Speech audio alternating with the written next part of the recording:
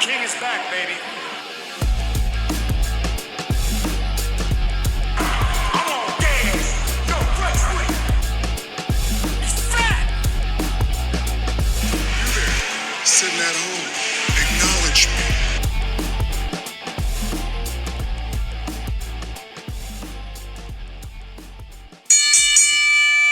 What's going on, everybody? Welcome to another episode of the Turnbuckle Weekly Podcast. We're back, bitches. We are back We finally. took like 2 weeks off. It was wonderful. Nice. I missed Leon, though. I'm sure you did. I didn't have anybody to make fun of for putting things in their butt. Food items oh, in their okay.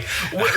And funny thing, we're going to get to that in a little bit because that's actually one of the topics that we have on today's show Food that in you the don't butt? know, you don't know about.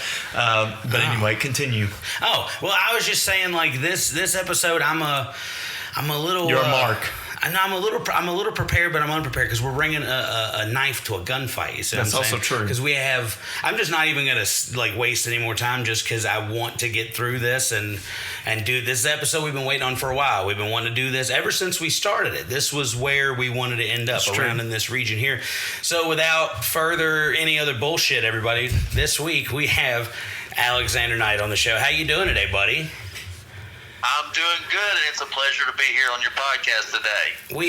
We appreciate it very much. We've been trying to get you, and it wasn't happening. And then we finally made it happen. It took the entire month of November to make it happen, but we're excited. Can I just say, for reference for everybody that is listening, Casey attacked this man verbally during the first night that we worked and threatened him because he had not answered him back yet.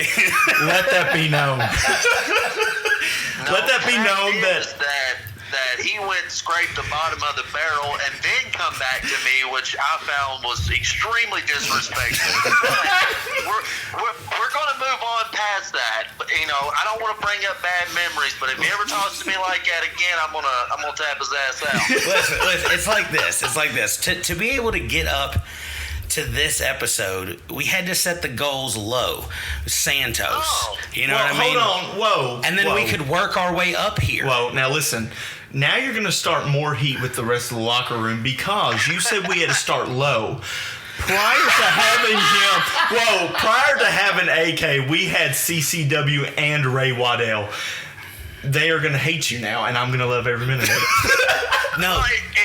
It's like how you book a wrestling show. You always start off with something hot. You have something a little bit not so much in the middle, and then you always finish on a strong note, which is your main event. So after we do this, you can just go ahead and close down the podcast. Call us good. You done got out of dinner night. We're done. That's what I'm saying. We started with Dash, something everybody likes to see, and then we had some other guys peppered in here, and then we had Santos, and that was a good one. And then I'm so sorry, Tyler. I am. Look, now listen here. I'm getting about sick and tired of you bullying that kid. I've grown pretty fond of him. You guys touch wieners or no? So anyway, this show isn't about Santos and Leon touching wieners. This is about what I wanted to get into some stuff because before one of the shows over these last couple weeks, you're telling me some stories, and I just felt like I needed a microphone on right then, right there, because we were talking about Tracy Smothers. I got to start there because I got a special place in my heart for Tracy. I had an extensive collection of videotapes that I would just kind of, during the tape trading days, asked into the tape trading days. And one full box of these recorded tapes were just Smoky Mountain. Nothing but a lot of Tracy Smothers all over that stuff. You had the pleasure of working under him and working with him and learning from him. I just want you to tell a good Tracy Smothers story before we get into your stuff. Okay, so one of the stories that comes to mind, I've told this a bunch, and it sticks out to me so well because without him, I wouldn't be where I'm at today. When it comes to promos, because early on in my career, I'm that guy trying to get over, trying to do all this stuff, and working my ass off, doing everything I can. And I remember one night we're standing in the ring, and we're cutting a promo. And, this is one of the first times I've ever been in the ring with Tracy. He forgets my name halfway through the segment. And he drops the mic, leans back, and goes, "What's your name again?" I tell him. And he builds me up. on epic proportions, talking about, I'm the next big thing, I'm the greatest talent he's ever seen, blah, blah, blah. Passes me the mic, I'm cutting a promo, the audience gets loud, and I'm trying to talk over them, which, we got a PA system and these microphones that can push really, really hard, but the crowd is starting to, overcome a little bit, and I'm getting louder and louder and louder, and Tracy just walks up, puts his hand on my shoulder and says, "Don't say nothing." And when I drop the mic, that's when the audience peaked. They got their highest. And of course they're booing me. They're cheering for Jordan, who I was feuding with at the time. And when the audience died back down, he said, "Go ahead." I started to do my promo again. The audience come up. He told me to put the mic back down.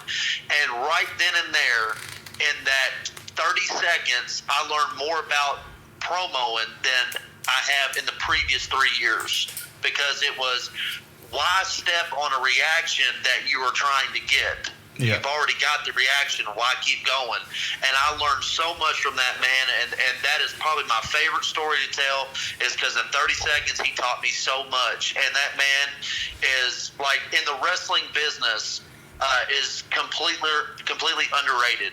And I feel like everyone should know the name Tracy Smothers, and everybody should do their research. And if you got to see a lot of Smoky Mountain, you're one lucky person. The only thing I've got to see was what's on YouTube. But definitely one of the all-time greats. See, I had the gift and the curse of having like a father who really enjoyed professional wrestling, but the curse was he was never around. So when I go to his house on the weekends or the summers, he's gone. I'm there with my stepmom, and she's like, I'm not there to see her. So she's like, hey, just go raid your dad's movies and his video games, and just go find something that, you could feel somewhat close to your father. And I found those tapes, and I was like, I found these tapes. I was like, I love this. This is awesome. And she was like, take them. So I took them home with me after I left that weekend. Dad wasn't there to tell me no, he didn't miss them. So I took them with me, and I would Mom worked a lot. So me and my brother, we were our own babysitters. And that was, she pretty much just turned wrestling on and was like, I'll be back at the end of my shift. Dinner's on the table. See ya.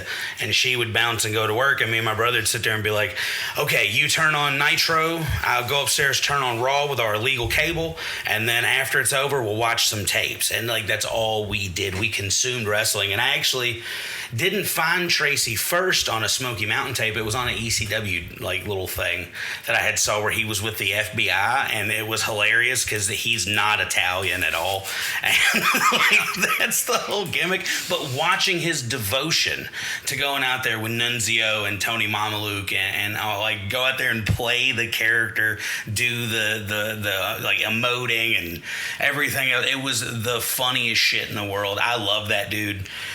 He's one of the guys I wish I could have met that I didn't, and I like.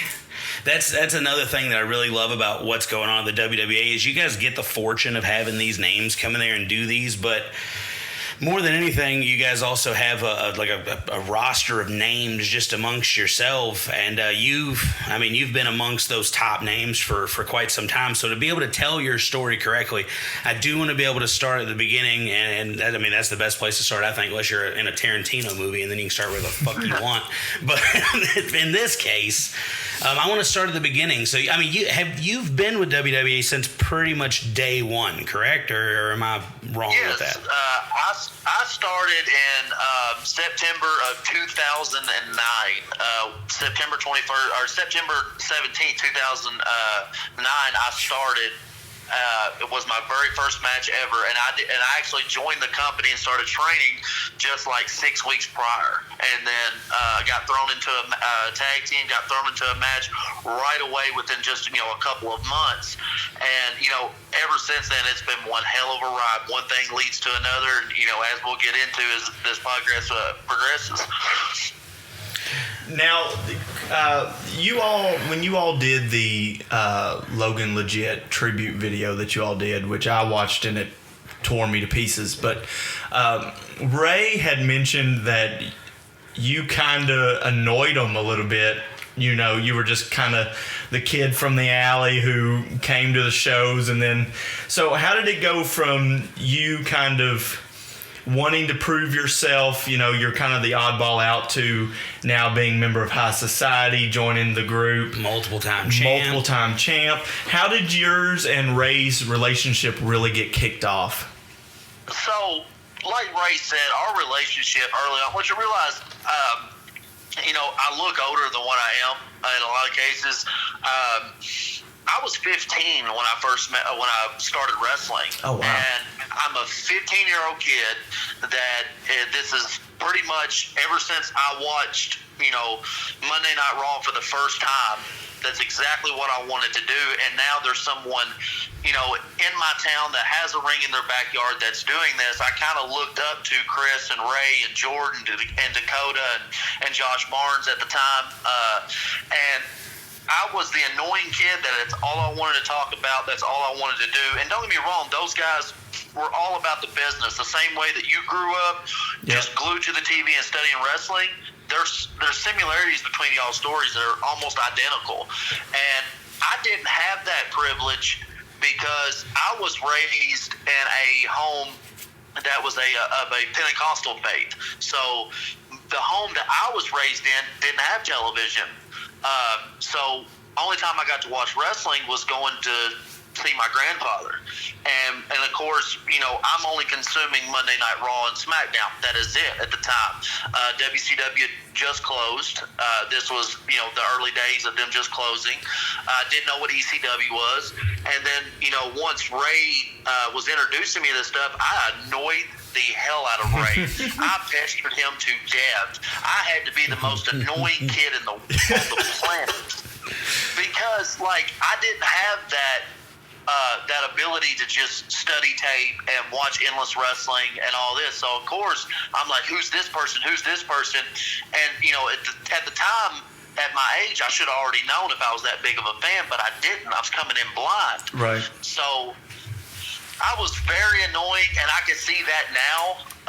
And plus, I always maintained some sort of ego to a certain degree, and it's not because of a bad thing. It's because anything I've ever wanted to do in life, I've always pursued 100%. When I was a kid, I wanted to get into mixed martial arts. When I was 10, I was afforded that opportunity. I did that until I was 15. I achieved pretty good success at that point. I won nationals a couple times. So I was able to, anything that I wanted to do, I was always somewhat successful to a certain degree. So when I come into wrestling, I'm the guy that knows absolutely nothing, and here's someone that's close to my age that knows way more than me, and it come across almost as intimidating of this is what I want to do, this is the profession I want to be in, this guy knows everything I need to know, and we're almost the same age. So it's I show up, and I'm like, I need to know all this stuff, so I'm just pestering him. I'm trying to get to his level as soon as possible, doing Chris the exact same way. So it got to a point where he didn't want to be around me because it's just so much. Right. I understand that now. At that point in time, I didn't get it. I'm just a kid wanting to learn and carry myself a certain way. And then, Chris, me and him's pretty much best friends. He was the guy helping me out. He's the guy that told me to study the business, and that's what I went and did. And then it wasn't until, later on, me and Ray started traveling the roads together. I'm 16 years old, taking bookings. Every summer, we're taking off. I'm going every weekend, taking bookings, even though my mother hated it. But she always supported me. So I'm taking bookings. I'm going with Chris. I'm going with Ray. Our relationship got a little bit better during that time period. We run in separate circles. He had his friend group. I had mine. I hung out with Chris more at the time. And you'll hear this in the WWA, either you're a Chris guy or a Ray guy. I feel like I'm the guy that bridges the gap between those two, because later on, me and Ray become close, and then we had a major falling out. This was about 2019. And that goes back to how recent it is. And it was 2019. We had a little bit of a falling out. We moved past that and have been tight ever since. It was I felt like we had to reach that point to get over that. And then once we got over it, we become really good friends. We wanted to team together because, believe it or not, from 2009 to 2019, me and Ray never touched in a WWA ring. Oh, for wow. 10 years. And as soon as we got into a WWA title feud with each other, me and him had a personal falling out, like to the point we didn't speak unless it was business related. And then once we did business, it was back to not speaking. And then over, you earn a respect once you step in the ring with somebody and you push each other's limits. And one night in Livermore, we went like 30 minutes and we pushed each other as hard as we possibly could. Probably one of the best matches I've ever had. No one saw it because the audience was down that night really bad. And we joke about it today, but from that night moving forward, every week just got better and better and still continues to this day. At this point, 6 years from that and 16 years from the first time we met. Yeah, I mean, that's crazy. Like, you wouldn't think watching, you guys go out there and interact that you've ever been anything other than best friends. The chemistry is great, and I think the WWA there's like a really good track record of that. I mean, I don't know who puts like tags together and who decides who's teaming with who. I'm assuming Chris, but like there's some kind of magic going on there, which is how people are paired. And like now that I can kind of see behind the curtain and break a little kayfabe, brother, like, and I see it in front of me, I'm like, oh, this makes total sense. Like, this place is great. WWA has been, very, very kind to us. It's a family-oriented place. It seems like you guys are all family there. To hear that and we have heard a couple stories of falling outs here and there, just to know what we know and to think that anybody had any ill will at any point that's insane to me. Which goes to another question I have about that. Just in your opinion, being there from the beginning, do you feel like it was a hard road to get to where that locker room is now, or has it always kind of been that way? We're just trading out pieces because y'all have seen a lot of talent come and go too. So it's a little bit of trading out pieces to a certain degree. There's always been a underline of a brotherhood, and I always put it in like a fraternity, right? So people, like if you go to college and you join a fraternity and then 10 years later your son does the exact same thing, you got something in common, right? Right. So, or if it's somebody that you hadn't seen in 10 years that you were in a fraternity with and you see them in Walmart, you just immediately catch back up. Right. It's like you never missed a beat. There's always that common bond, and the common bond has always been pro wrestling and the lack of people having egos in this company. That was one of the first things that we try to squash. You get an ego, we'll show you the door. But there has been points and times. There was a few people. I don't know if Chris touched on this, and I'm not going to say who it is, but there was a few people that were very toxic that drove a wedge between some of the talent in the locker room, and they were eventually shown the door. And it wasn't, we never realized how toxic it was until they were gone. Right. And then all of a sudden you got people walking up going, well, man, I've never really had an issue with you. I don't know what this beef's about. And then once you experience that, and this is in the early on stages, and even 7-8 years ago, once you experience that and you realize this is not good for a company, this is not good for any company, period, in pro wrestling. And once you experience that, you look at it and go, you know what, let's make sure that never happens again. So that's why if egos flare up or somebody starts to drop a wedge, we show them the door. And it's almost unanimous at this point. They might have friends on one side, we might have friends on the other, but when it comes to the health of the locker room, the health of the company, if you're the cancer, you're gone. See, and that's another thing that, like, I was super happy to find out about WWE. My wrestling journey, which we don't talk about a lot because it was literally a cup of coffee, and that's about it. 2 years counts. I don't call it because I barely did anything. But in my 2 years of like going through all this, I was in the ass end of where the business was still like very gatekeepy. Like the older guys didn't want to help you because you're young and you're coming for their spot. I don't know why that would have been a problem for me. I looked goofy. I was on drugs. Like I was literally a junkie. In a wrestling ring. Yeah, I'm wrestling Lord. in cut-off jean shorts and a shirt, and my gimmick is nothing. Like those guys had no reason to be worried about me, but to go up and ask them like, hey, how can I do this? You don't need to do that. Yes, I do, because I need something that's where I was. It was nobody wanted to help. Nobody wanted to do anything. Young guys stuck with the young guys. The old guys stuck with the old guys. There was no crossover. Locker room is hella divided. And then to show up there and literally have everyone walk by, mostly everyone, because a lot of people, stay to themselves, and that is what it is. I'm one of those people. I like to kind of hide.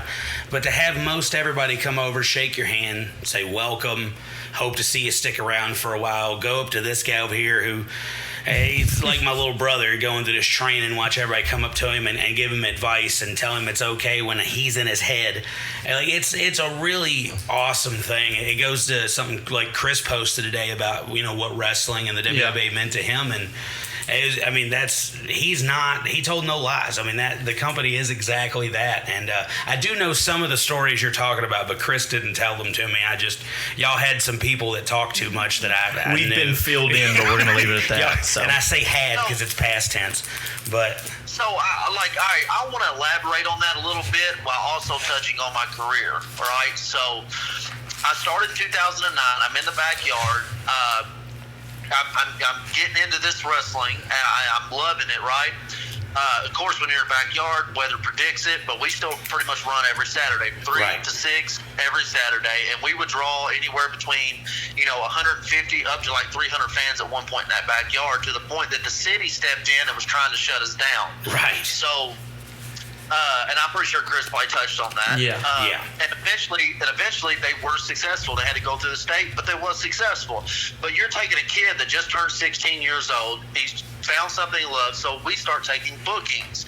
And you're talking about the old guys and the new guy era. We show up to a established promotion that had been around a little while. I wouldn't say decades, but let's say 3 or 4 years at this point.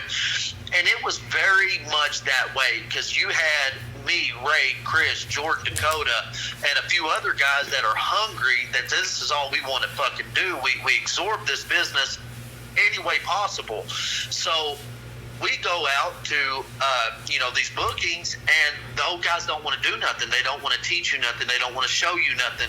They stick to themselves. They either want to use and abuse you and job you out and treat you like shit because you're not a grizzled fucking vet. Well, Right. You can never be a grizzled vet if you ever get fucking treated like that. So the way that us in our early years got our experiences coming up in locker rooms and cutting our teeth, whenever Chris was like, hey, we're getting our license, we're going legit, let's push this 100%, that was pretty much this is a manual on how not to be a shitty company. And using all of our experiences where personal egos get in the way. And I don't want to sound like an asshole to anybody.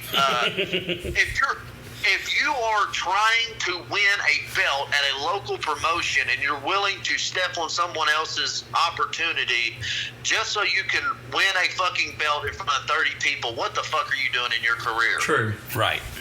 And so Big at the end facts. of the day, we took that as a life lesson. Don't run your company like that. Don't treat your fucking talent like that. Everybody's equal. There's no fucking egos.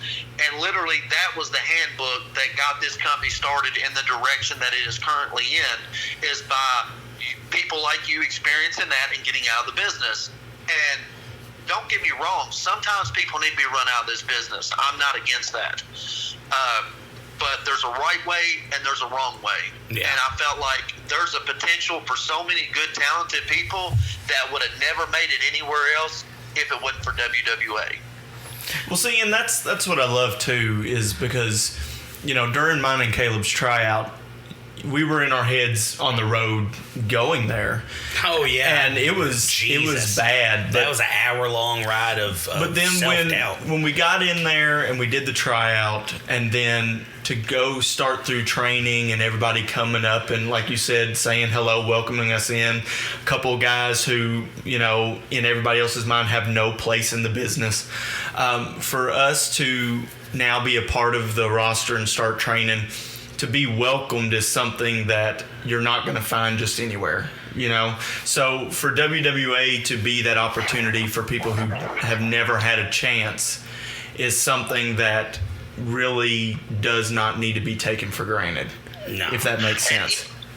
And I'm glad that you see it that way. I'm going to shoot here a little bit. Go for it. There are some people, and don't get me wrong, I don't have any ill will towards anybody in our company, but there are some people that never went out and never experienced this, and they've only worked WWA, and they take it for granted. They've never had to work bingo halls where you walk out of a fucking garage door, right? Where you wrestle in front of 10 people, where you're worried if the guy that crossed from you is going to go into business for himself. These guys don't know how to protect themselves because they don't need to, because WBA is set up in a completely different way.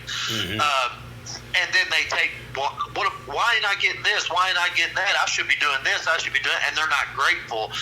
And to these guys, I have actually told someone here recently, quit, go on the fucking road, experience it for yourself. I guarantee you, you'll be back in 6 months if we would allow you back.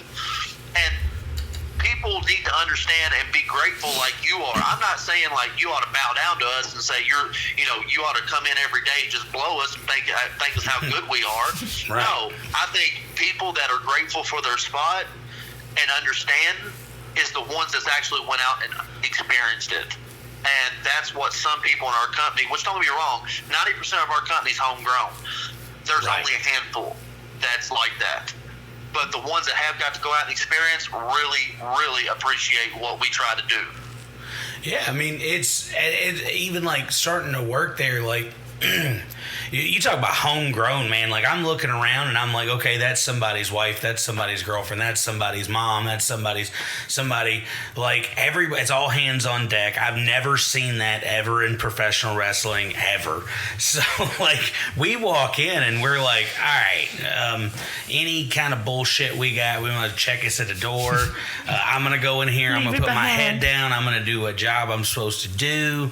I was washing a dish or something. Chris walked by me. They got you washing dishes? I was like, I mean, yeah, dude. I told you I'd do whatever I was supposed to do. Anything needed, yes, sir. I would do what I got to do. But I mean, like, it's part of paying dues. It's part of it. So I try to explain to them, like, yeah, you're cleaning up spills, man. You're paying dues. At breakdown, you're paying your dues. Like, that's what you need to do here. As long as you do that, these guys are going to show you the love. You show it respect, they're going to show you respect. Keep coming back, keep showing up. Every time you show up, they get less surprised that you keep showing up. Keep that going. And which, I mean, brings me to the roster you guys have now. Like, some of these guys y'all got coming through the door, like, they really seem to have got the message. I mean, you guys, to start at the bottom and go all the way up the card, like, I can't say enough good about, 90% of the people in there, which goes into, like, your training. Training is impeccable. You do it for free because they work for free.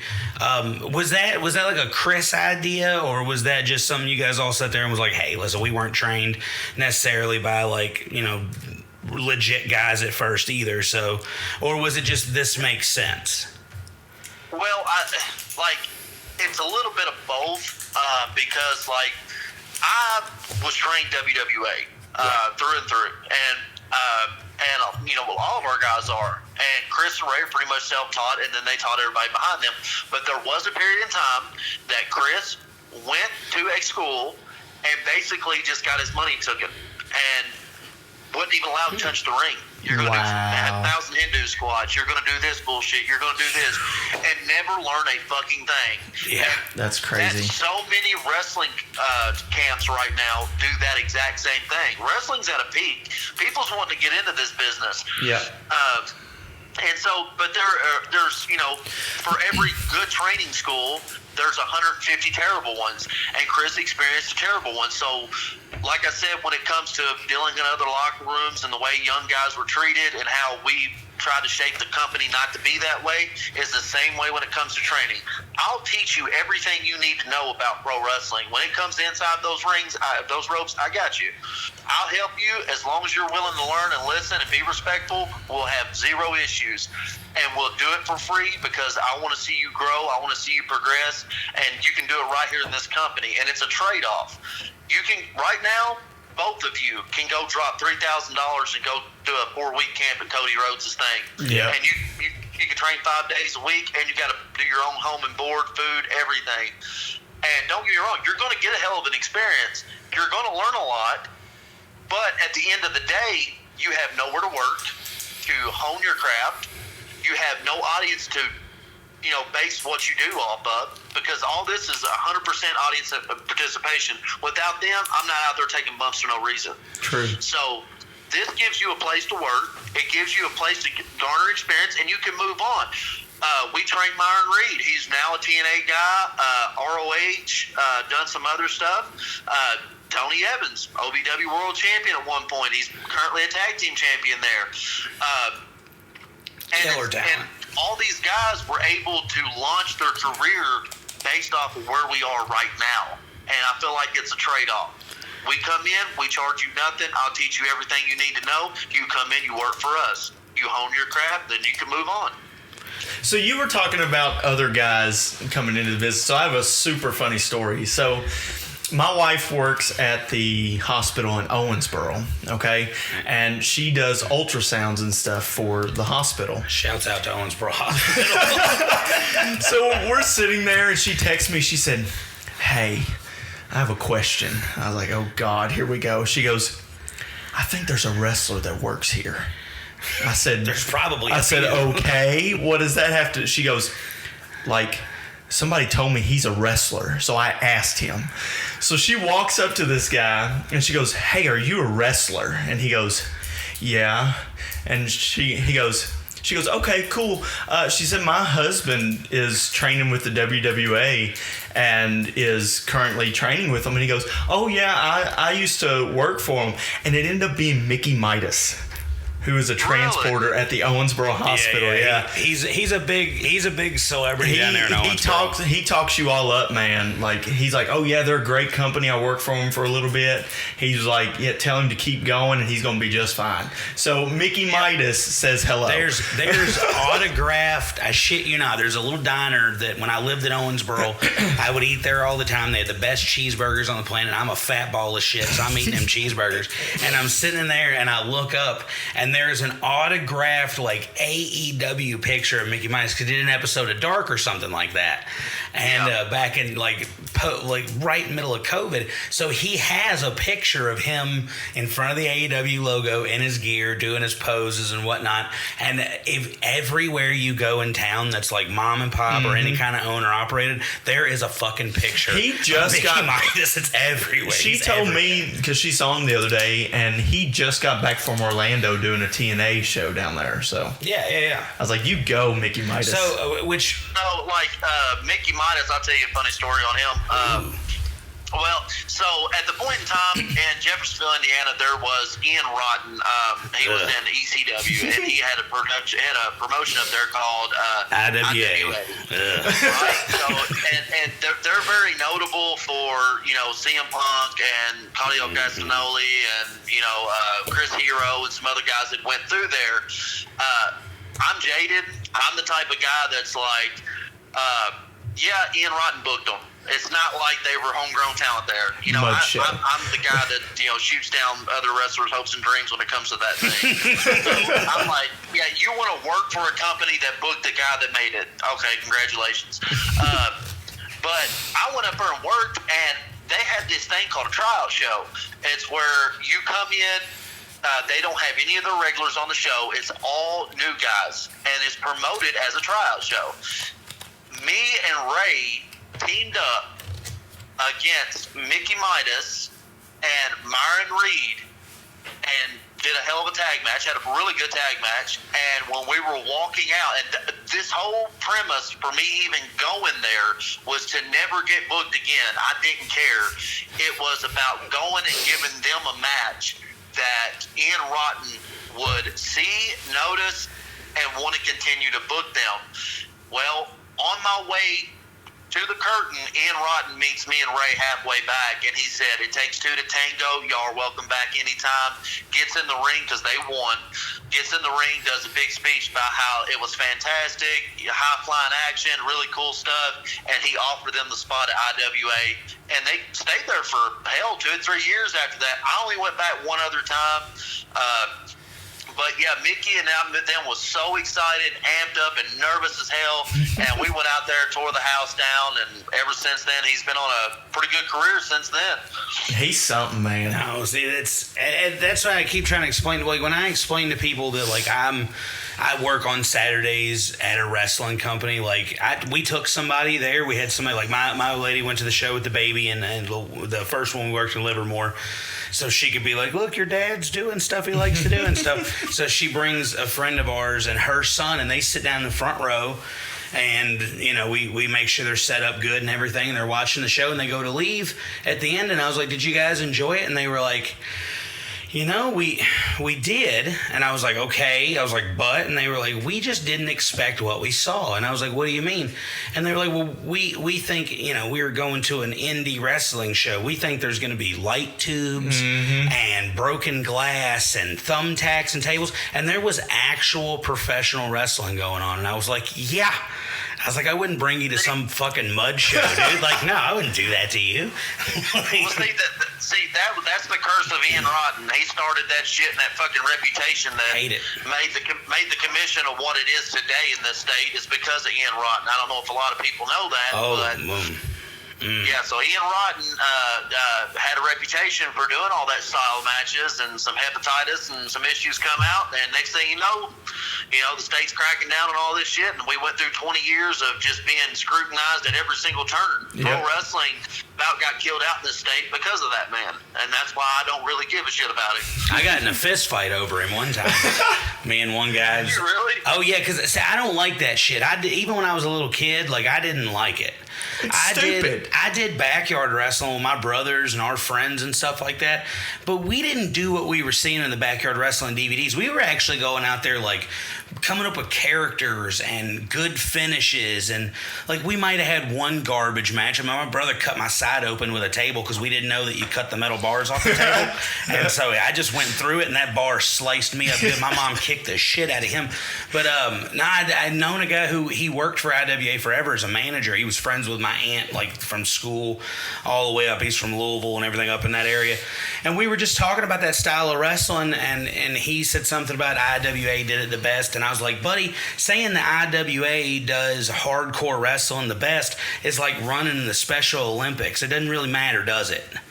You know what I mean? Like something to that effect. And I was just, trying to take a jab at him, have some fun. He didn't take it kindly, and he said something about, Ian Rotten, I'd be blessed to be half of what Ian Rotten was in the business. I was like, if I was half of what Ian Rotten was in the business, I'd be a fucking referee. Like he's not shit. And now I'm pissed because he's like telling me like, oh, you're not anywhere near on this guy's level. And I was like, okay. So we just keep going back and forth, and he pushed me and I headbutted him, and we had a good little scuffle over that. And then when it was done, everybody breaks us up like, what the fuck's going on? I was like, this cocksucker, the IWA, I'm leaving. And I was like, I'm leaving. Fuck this. It was over at that time. I've never known anybody to ever fight over IWA, including the people that fucking work there. So you're one in a million. I have fought Casey's so many a rare times breed. over pro wrestling. Like Chris has been talking to me and getting me out of the mindset. Like during one of our episodes that we did, he really started in on me about it, because I have this thing about the F word. I don't like that. I don't like fake. I'm with you. I don't like it.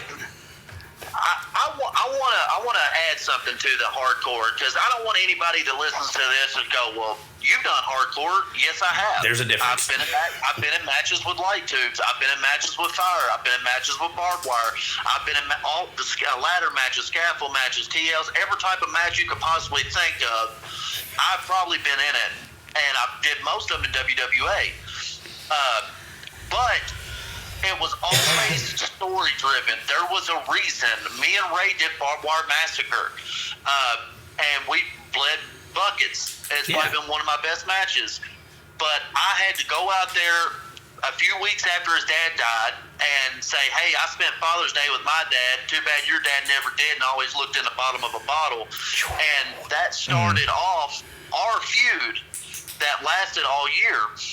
And there was a reason why we got to that point. They just did it for the fuck of it. And that is completely different. If you did it like Cactus Jack and Terry Funk in Japan, I can respect that. I can't respect people in a shitty building in Jeffersonville, Indiana, just jumping through glass for the fuck of it. Like, that takes no fucking talent. Yeah, at all. And it furthermore pushes that F word. That's how I've always equated it. Like, I'm real particular when I watch wrestling. Like, I'm the fat guy armchair booking most of the time that's in his on his couch being like, I wouldn't have done that. But a lot of the things I do that with is like, well, I got into an argument with somebody about this past Blood and Guts for AEW. They were like, somebody online, some neckbeard was like, oh, the finish shouldn't have been Fish tank. It shouldn't have, no, not the fish tank. This is Blood and Guts. No. The finish shouldn't have been Kyle O'Reilly tapping out John Moxley. And then somebody was like, well, Darby couldn't have done it. He went through 2 flaming tables. What were they supposed to do? And my response was, I don't know. Maybe nobody goes through 2 fucking flaming tables. Or everybody. Or, why did we do that? The story is being told that Darby Allin is trying to show that he's better than John Moxley. So why are other people finishing off the guy? Because he's out there doing dumb shit for absolutely no reason. They brought a fish tank out. They filled it up full of water in the middle of the match. Jim Cornette was having a fucking coronary while that was happening. I could feel it. There was a shift in the force, and I could just hear Corny yelling about Meltzer and all kinds of other shit. Lord. But that F word always offended me because, like, I choke slammed a buddy of mine off of a gymnasium one time, or like a jungle gym one time. Choke slammed him off the top of it. He broke his arm and his collarbone. Tell his arm and collarbone that choke slam was fake. Mm-hmm. Now, we were 12, but nonetheless. You were choke slamming kids at 12 years old. I was tombstoning kids at 8. Oh my goodness. I was a big kid. Wait. Which tombstone? Which tombstone? Oh, not the sit out, the taker tombstone. Which taker tombstone? Pick one. The first one he ever did that caused him a lot of heat for no reason. You mean am I dropping people on their head? Uh-huh. No, I'm a fucking professional. At 12 years old, okay. Lord. The thing is, man, it's like people that call it fake don't understand the business. Right. No. There is real injury. There is real risk. And here's something that I will, as training goes on, will definitely explain. And I try to explain. I don't train as much as I used to. Stepped away from that. But I always tell people in my class, you are literally, inches from death at any point in time. So if you feel like you're risking your life for some jackass on the street to come up and say, yeah, that shit's fake, step in the fucking ring, be in my shoes for one day, feel the pain that I'm in, and then you tell me it's fake. Yeah, I get it. This shit pisses me off more than anything. Yeah, especially looking at Leon over here looking like a fucking leopard. He's got bruises and dots and spots. And that's the thing. Like, everybody at work, they're like, so how's training going? And I'm like, it hurts. And they're like, why? Why does it hurt? And I'm like, all right, I'll tell you what, next Saturday, you come with me, 1 o'clock, and we'll get you in the ring one good time, and we'll have them give you a hip toss or just fall on your back for one time and see how you feel. But, and that's the thing is, I've told everybody, this is the only time that I don't mind hurting. Any other time I'm like, oh, I'm hurting so bad. And now I'm like, I'm hurting so bad, but it's awesome. Both of our ladies are in the medical industry, and his wife's seen it, and she's like, oh my God, my girlfriend wants to see it. And she's like, let me see your back. Let me see. I was like, babe, you got to see this shit. And then he takes his shirt off, and she goes, oh my God, you need to go to the doctor and stuff like that. And then we're driving home, and she goes, what in the fuck was he doing to look like that? And I was like, babe, he was just hitting ropes. Yep. She goes, did you look like that? And I was like, yeah, I wasn't good at it at all. I looked way worse. I was like, way worse. And anybody that says that running the ropes is easy, let me tell you something. When you have to get across 16 feet and 3 steps and turn, come talk to me when you figure it out, because I'm still slow at that, but we'll get it. What? My favorite thing about going to these venues and setting up like the Owensboro Sports Center is one recently that stood out to me. We come in the day before, we're setting the ring up, and everybody, you see them side-eyeing the ring as it's going up. Mm-hmm. And the first thing they look for, does it have a spring? Yeah, they're looking for a spring. It don't have a spring. I've been in rings that have springs. You don't want that. They're awful. Yeah. if you and then they get curious, and every time they do, I will always say, "Hey man, you want to come over here and check the ring out?" Because I know they're dying. And as soon as they come up and they take their hand, they fucking hit that ring. They go, "Damn, that's fucking rough." And the Owensboro Sports Center guy told me that they had held a UFC fight the year previous, and he got in the octagon, and we let him get in the wrestling ring, let him, walk around, feel the, I showed him how to hit the ropes once, and showed him how to do a back bump, and he was like, the UFC ring is softer than this. And he's like, I would have never thought that. I thought it'd been the other way around. And that's one of my favorite things to do when I go set up at venues that people don't know or understand wrestling, is I show them, and it instantly makes them a believer right off the get-go. Well, and that's the thing, too, is even people in the UFC, when they talk about professional wrestling, they have so much respect. Sometimes.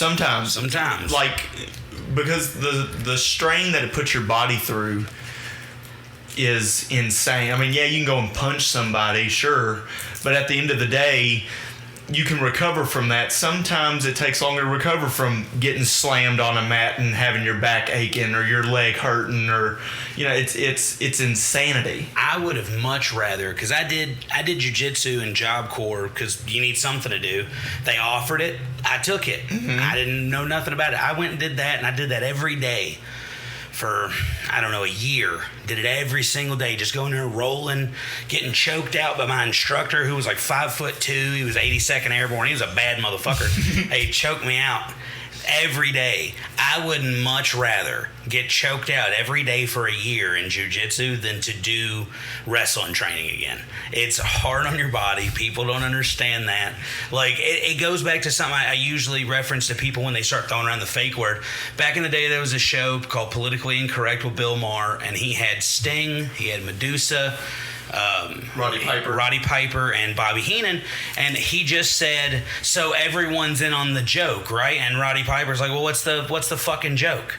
Like, what's the joke? He's like, you guys aren't really hitting each other. And he's like, yes, we are. There's not a bruise on any of you. And Piper stands up and drops his fucking pants.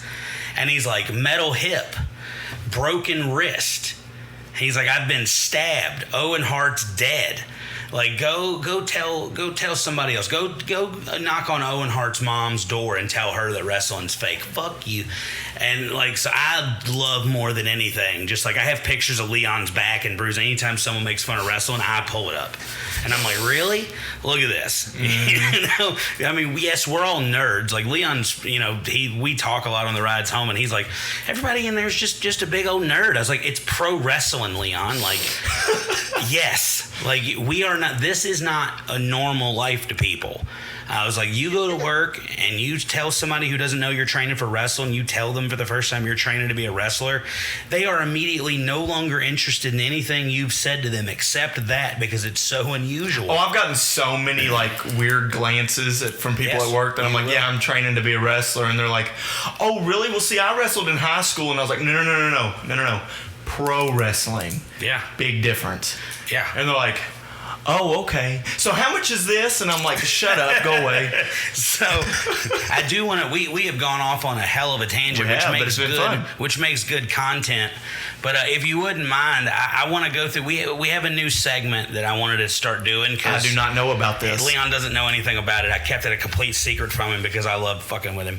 I live for it. It's I sit around thinking about ways to tell people he puts hot dogs in his butt, like all kinds of creative ways. Hey, speaking of.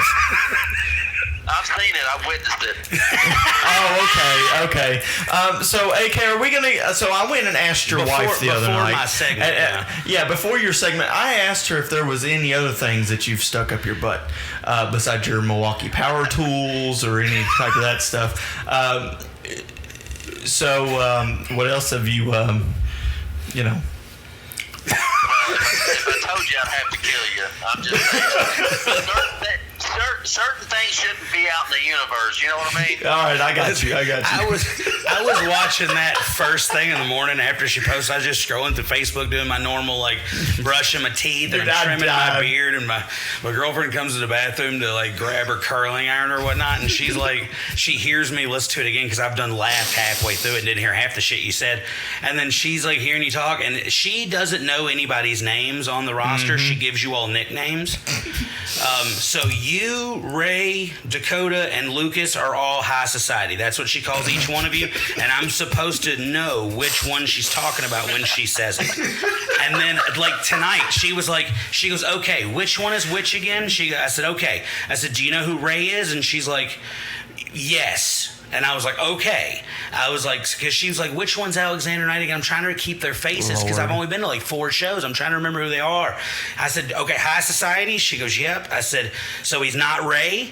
She goes, right. I said, he's not the short one or the black one. So which one is he, babe? And she's like, but this day it hit her. So she walks in, she hears you talking, and she heard like the little intro before it. And she goes, is that High Society? And I started laughing. I was like, yeah. She goes, he said he put an impact drill in his ass? I said, unknowingly, that's what he just said. Oh, my yes. goodness. She's not hip to the trend. She didn't know people were doing this. So my question to you is, since everybody has seen that video, what was the initial question that she asked you for that video? I've always wondered that.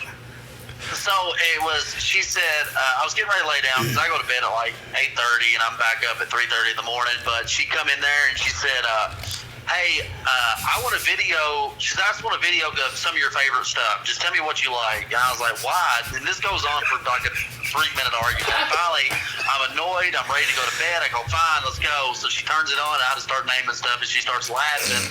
And then I don't know what's going on. But my wife knows how I am. I don't do a lot of trendy stuff. I got TikTok. I don't get on it. I rarely get on Facebook, certain things. And then, so of course she knows I haven't seen any of this and what the trend is.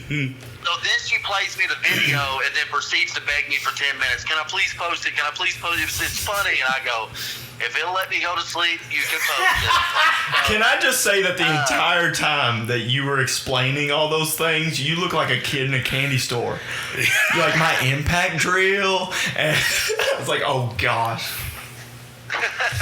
She got me. I owe her one. That's definitely gonna happen. Oh no, that's gonna happen.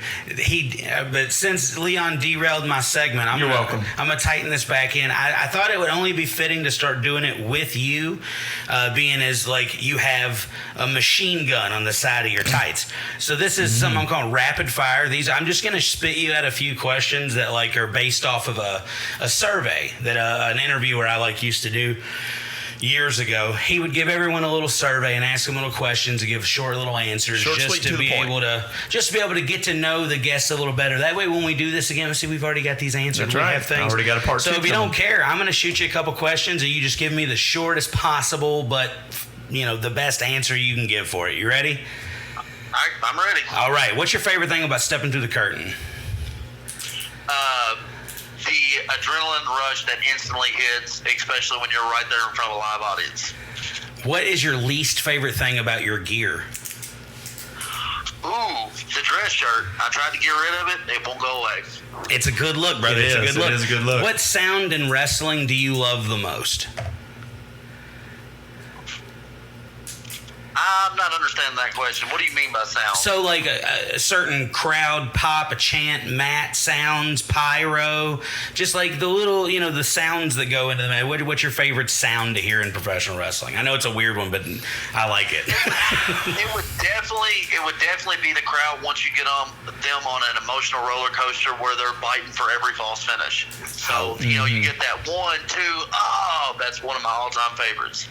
Love that. If heaven is real, who's the first wrestler you hope to run into? Oh, God. Yeah. That's a good one. Chris Benoit doesn't count because we know he's not there.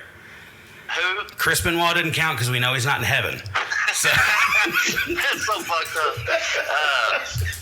No, I want to meet his son. How was it? No, I'm just kidding. Damn. Oh my goodness. Ladies and gentlemen, that's all the time we got tonight. Shut the fuck up. You sensitive Sally. Let him answer. Oh, Lord.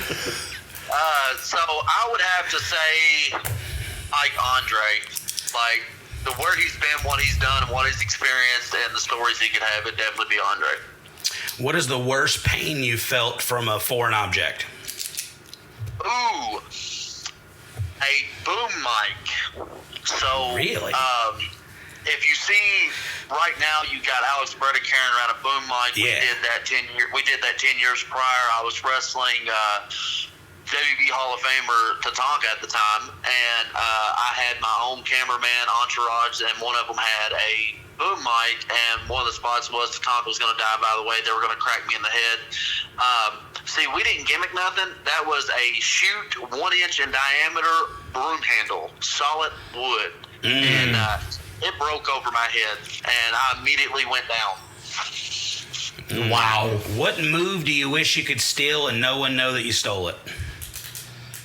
Ooh. Because that happens a lot in wrestling.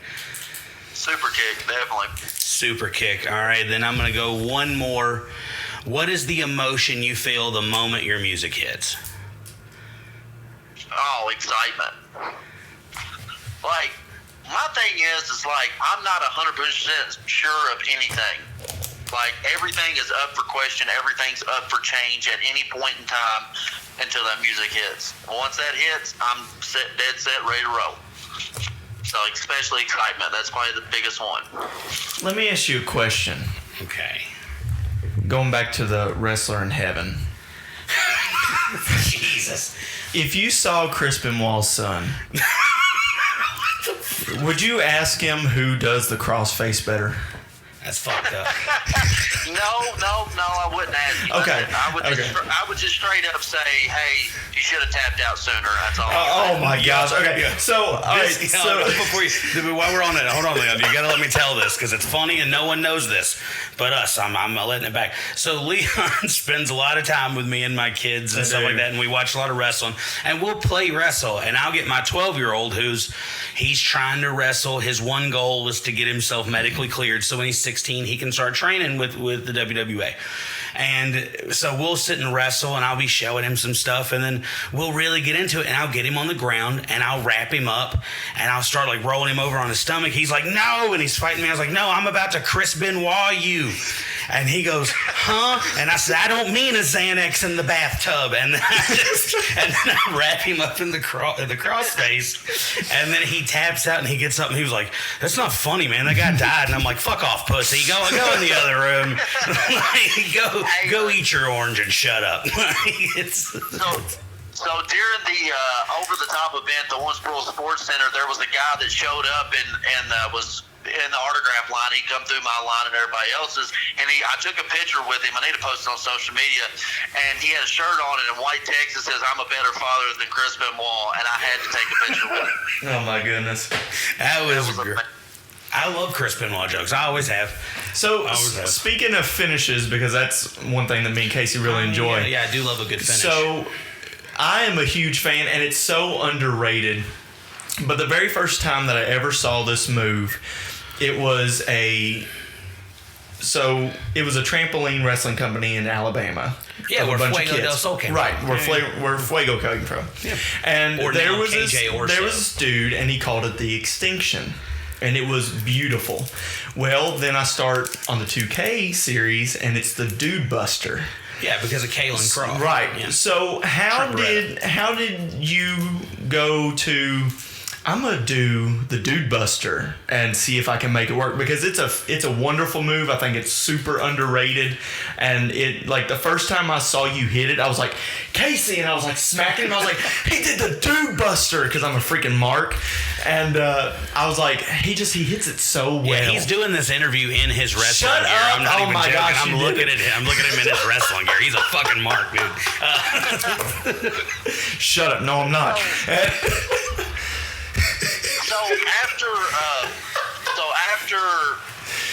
I was wrestling close to 10 years at the time, and I'd used the angle slam for that whole time, pretty much.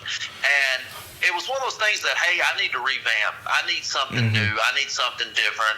And I had actually didn't know it was called the Dude Buster. I actually still don't know the legitimate name of it. I seen someone else do it on an indie, and I was like, well, hell, I could do that. I was a lot bigger. I was 275 pounds. I got to like 290 at my biggest.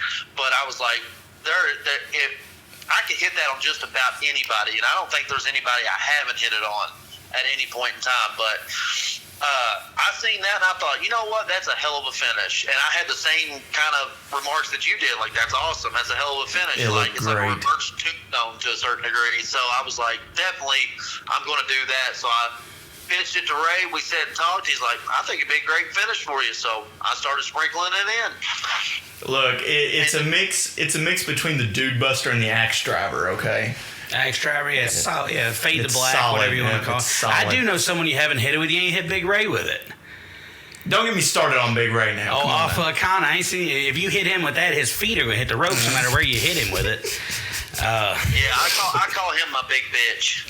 It's funny, but I'm not joking. We were doing teardown, just to pull the curtain back. We were doing teardown, and it comes to getting the ring posts, and I get mine. Atlas gets one, and then I forget who's over here. It might be Willie, and then Big Ray grabs one, and we're all kind of like we're getting it up, and like kind of struggling with it. I look over at him. He goes, "You all right?" I said, "Fuck you."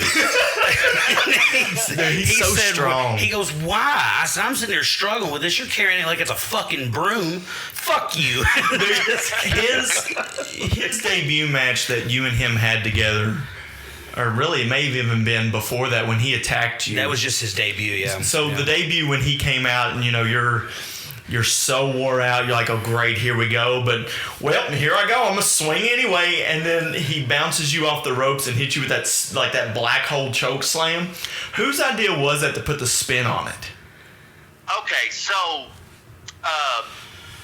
well, of course, when we're getting together, we're trying to figure out what we're going to do for the show. A lot of people don't know this. 7 days prior to that event, Alpha Akana was not in that position. It was somebody completely else. Oh, gotcha. Somebody that was in training. So he had some personal issues. Some stuff went down. We had to cut ties. It was not on any bad terms. It was, hey, when you get your life straight, come back and see us type situation.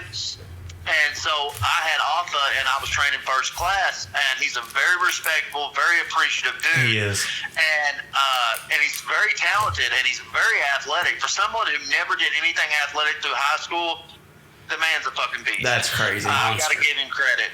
So it got pitched off of Con. I said, hey, when he walks into a room, people draw attention to him. And so we're literally 2 days out from the event, and the one thing that we don't want to do is be standard, boring pro wrestling. Big guy do choke slam, big guy do boot. Yeah. Right. So it was like, hey, I was like, man, like if he could do a choke slam, but in a different way. And we just got to pitch, and I think it was Chris at the time said, what if it was almost like a black hole, but into a choke slam? And a little bit of behind the scenes, we had training class that day. We told Alpha what to bring, really didn't tell him what he was doing. Bring a suit, show up, and I told you, he showed me his hair where it was all pulled back. I said, do that, and bring a suit. And then we kind of filled him in a couple days prior.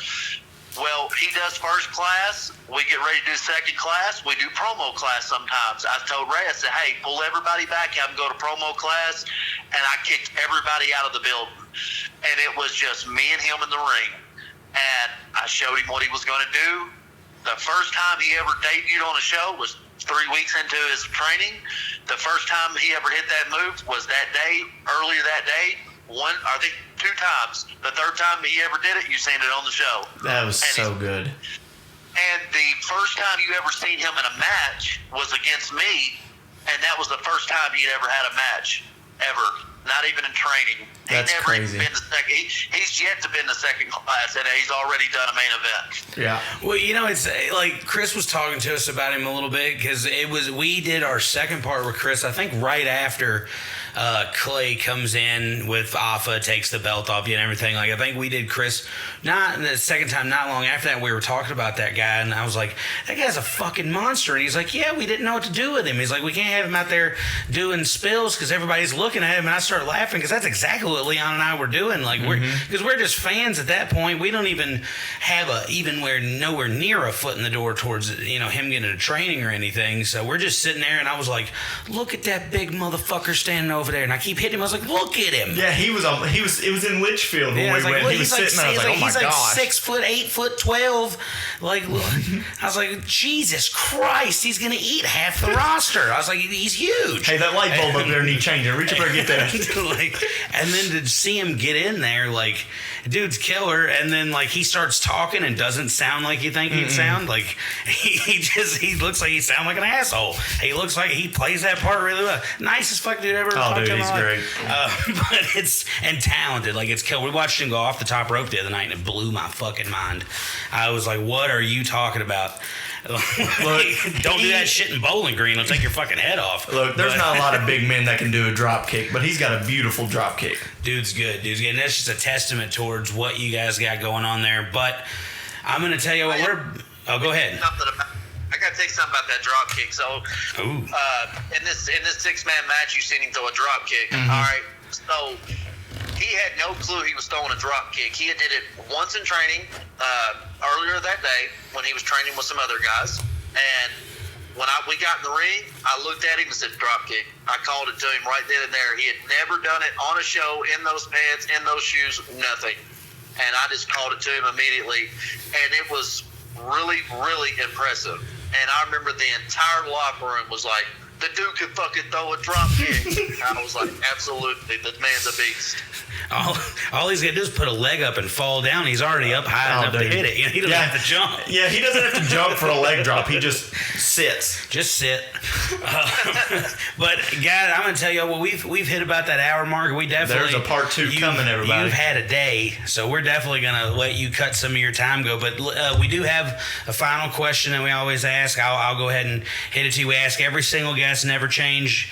But we're big on hindsight. We use that to learn. Leon and I both have that in common, that a lot of people say you can't live in the past, you can't regret. So we don't. We just use hindsight. It's always 2020. We can always look back and say, I could have done this better by doing it this way. So instead of dwelling on that, just going forward, that's what I'm going to do.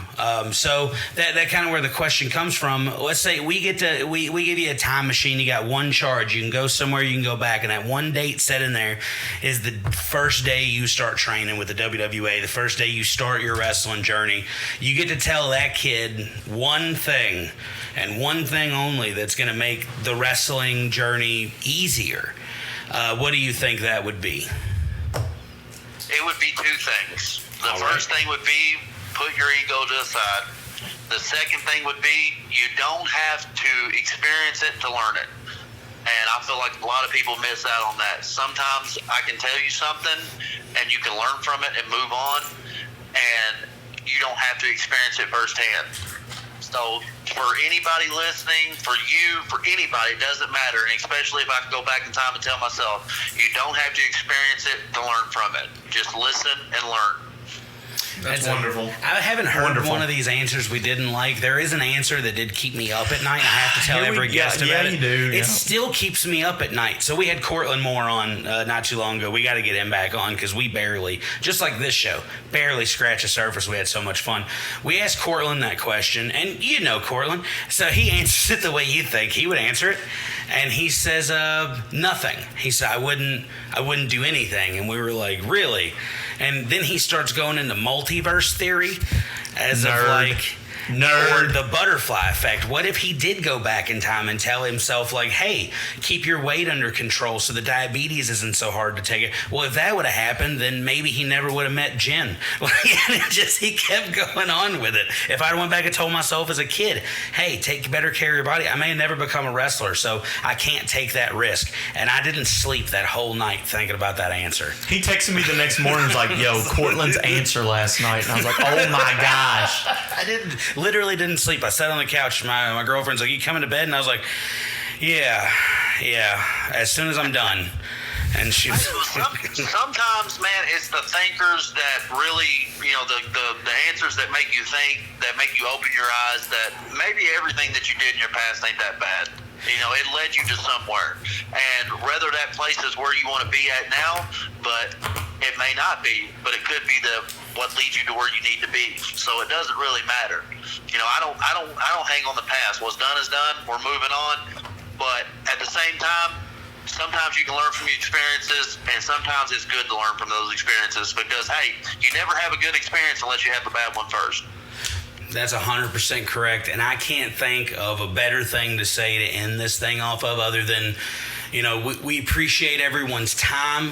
Time is very important to me. It's finite. You only get so much of it.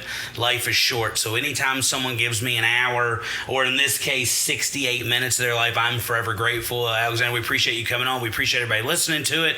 If you guys want to see this guy wrestle, Litchfield, 13th, come out. Just pick a WWA show. He's going to be on it. Get on YouTube, Hysteria, things like that.